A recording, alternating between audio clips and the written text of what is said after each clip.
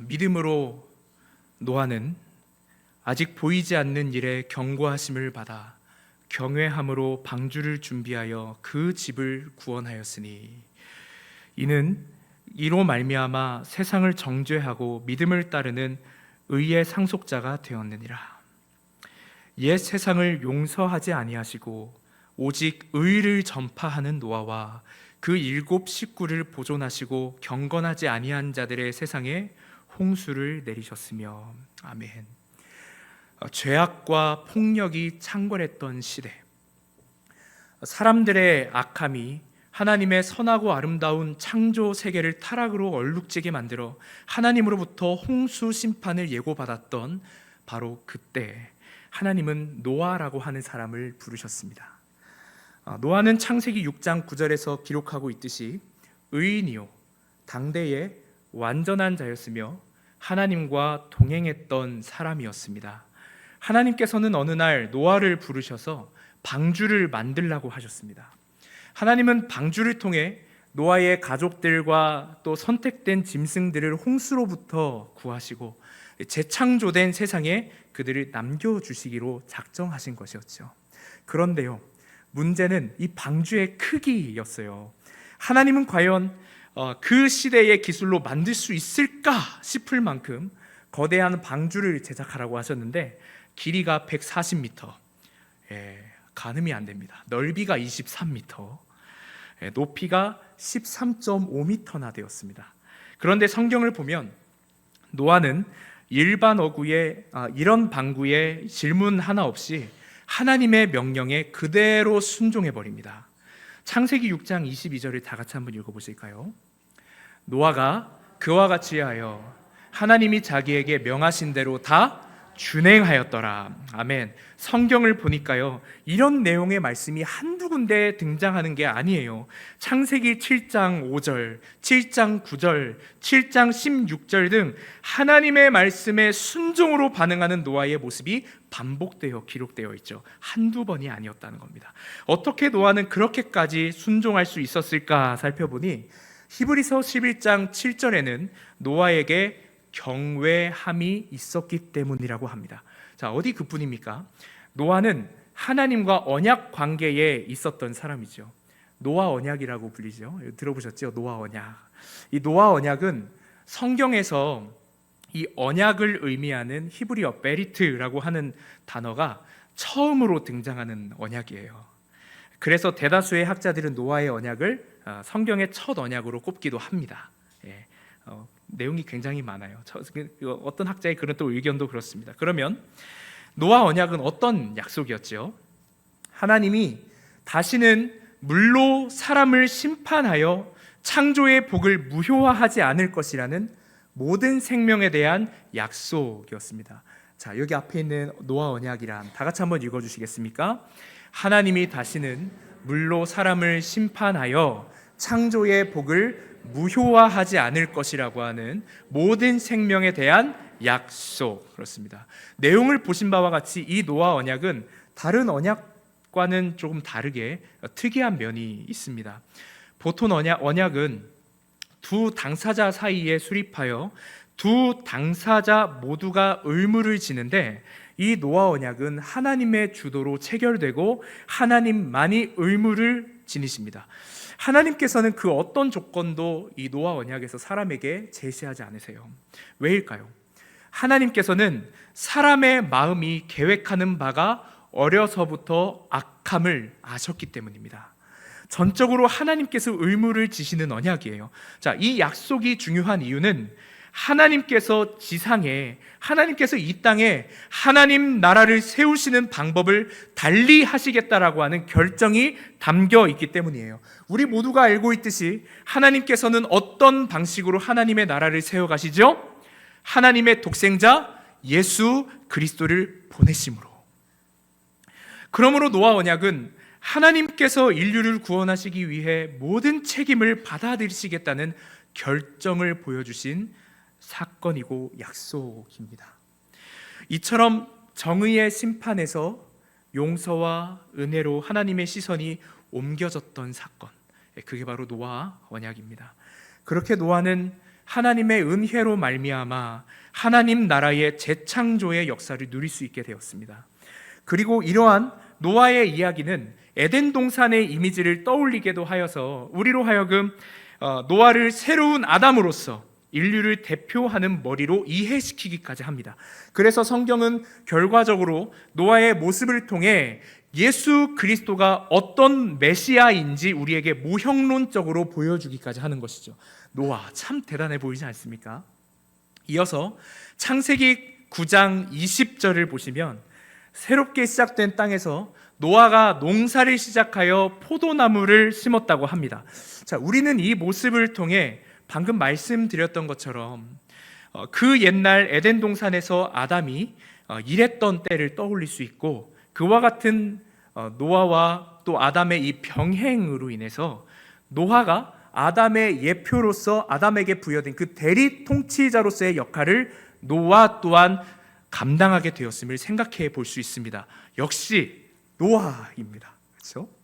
그런데 번역에 조금 아쉬운 점이 있어요. 창세기 9장 20절을 보면 노아가 농사를 시작했다고 하는데, 이 문장의 히브리어 이시 하다마는 농사를 시작했다라고 하는 번역보다 땅의 사람이라고 직설적으로 번역하는 것이 조금 더 정확해 보입니다. 즉 땅의 사람 노아가 포도나무를 심었다는 것이죠. 성경은 아담이 타락하여 저주를 받을 때 땅도 함께 저주를 받았다라고 말씀합니다. 즉 땅의 사람 노아라고 하는 이 표현은 노아 또한 아담처럼 실수할 수 있는 죄인이라고 하는 걸 전제하고 있는 말씀인 것이죠. 잘 나가다가 갑자기 의문이 드시죠? 성경은 왜 하나님을 경외하고 또 순종했던, 잘 그 인도함을 받아왔던 노아를 갑자기 그렇게 전제하고 있는 것일까요? 노아도 실수할 수 있다. 놀랍게도 20절에서 한 구절이 지나자마자 세상에 이 재창조된 세상에서 대리 통치자로 세워진 노아가 장취불성이 되었다는 거예요. 성경을 보니까 노아가 술을 얼마나 마셔 제꼈는지 깨어나지를 못했다는 겁니다. 그런데 그 모습이 얼마나 우리를 민망하게 하는지 창세기 9장 21절을 보시면 포도주를 마시고 취하여 그 장막 안에서 벌거벗은지라. 홍수 심판이라고 하는 어마어마한 역사를 통과한 바로 그 위대한 노아가 술에 굴복해서 벌거벗고 있었대요. 오늘날에도 마찬가지이지만 벌거벗은 모습은 고대 문화에서도 지극히 수치스러운 그런 일로 여겨졌어요. 지금 이 노아의 모습을 바라보는 우리의 바람이 있죠. 제발 아무 일 없이 지나가다오.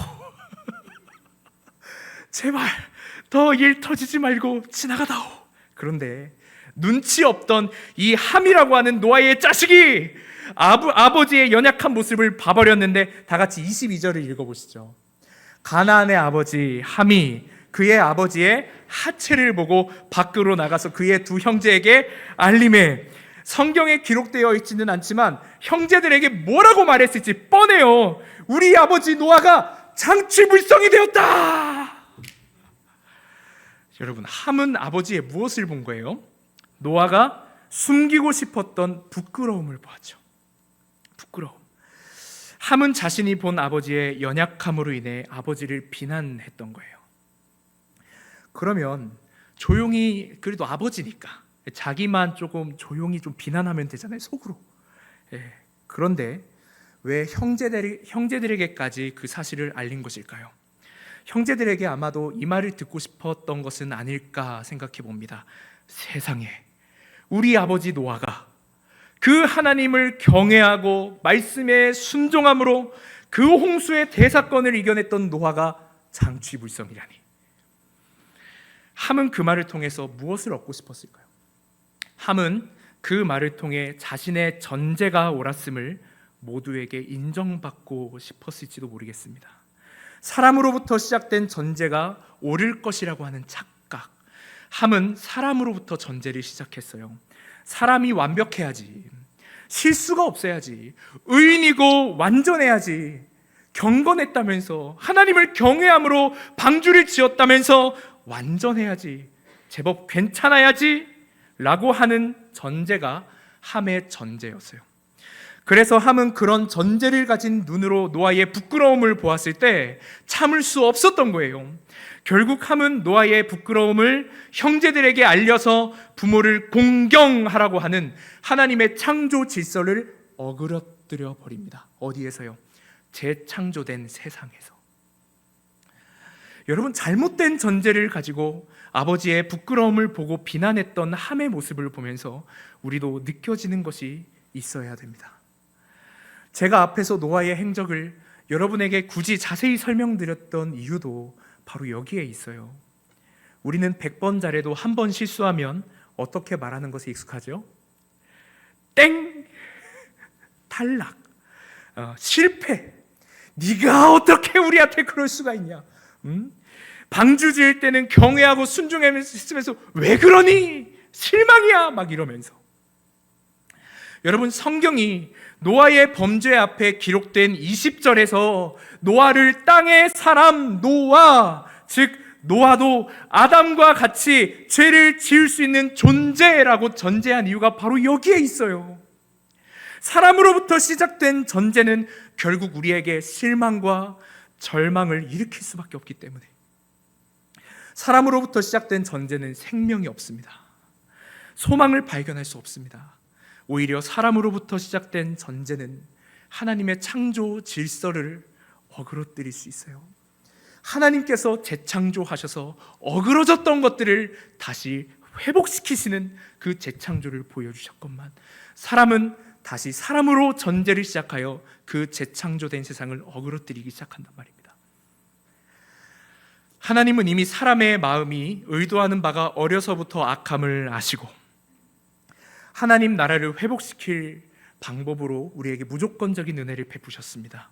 자, 하나님께서 전적으로 주도하시고 책임지는 방법을 선택하셨죠. 무엇이었나요?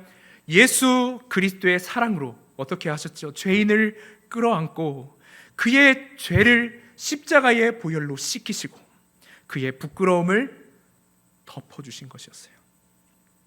전제가 사람이 아닌 하나님으로부터 시작될 때 실현될 수 있었던 구원의 사건이었습니다. 창세기 9장은 전제가 사람이 아닌 하나님으로부터 시작된 이 노아의 두 아들 셈과 야벳의 모습을 우리에게 보여주는데요, 다 같이 23절을 읽어보실까요?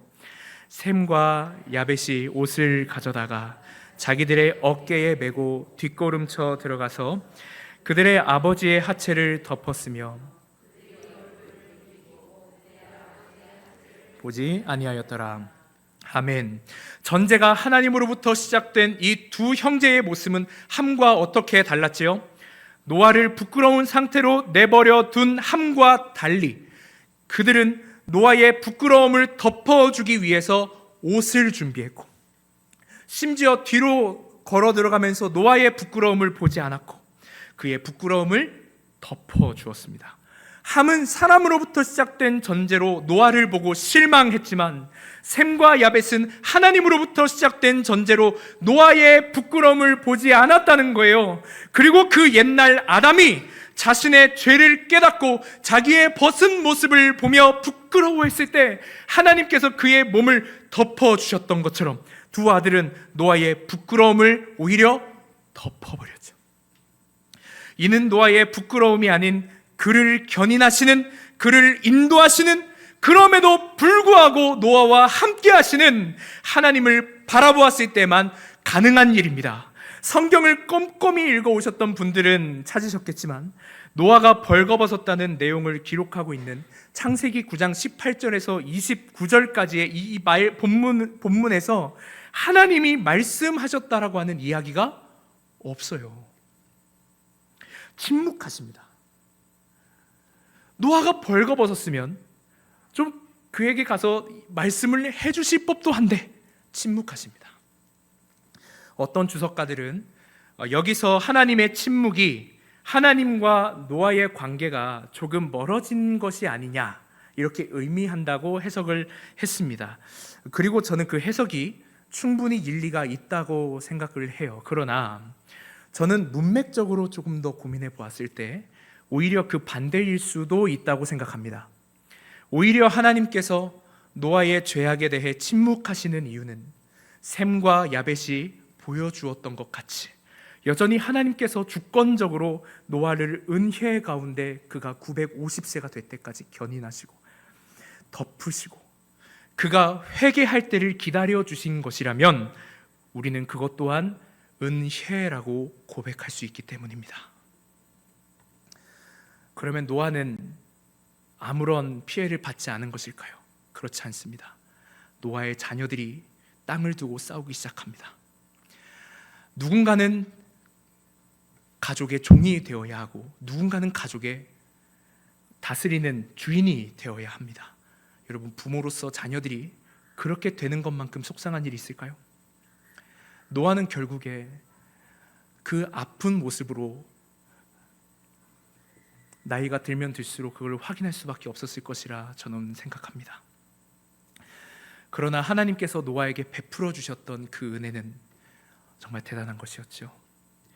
그 은혜를 우리가 깨닫고 감사할 때 그 기다려주신 은혜, 그럼에도 불구하고 그를 덮어주신 그 은혜를 우리가 기억해 볼 때, 그래, 나도 실수할 수 있는 사람이지.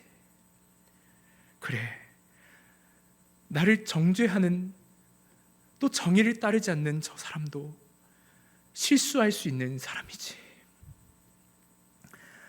그럼에도 이런 우리를 하나님께서 은혜를 붙들고, 은혜로 붙들고 계시는구나, 이렇게 고백하게 되는 것입니다.